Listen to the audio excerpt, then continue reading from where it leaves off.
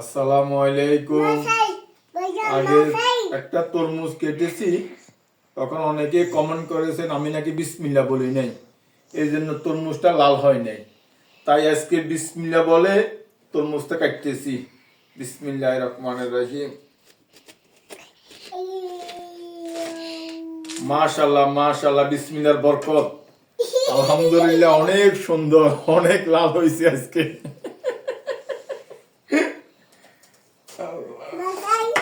দেখছো, তুমি দেখছো আম্মু কিরকম? আম্মু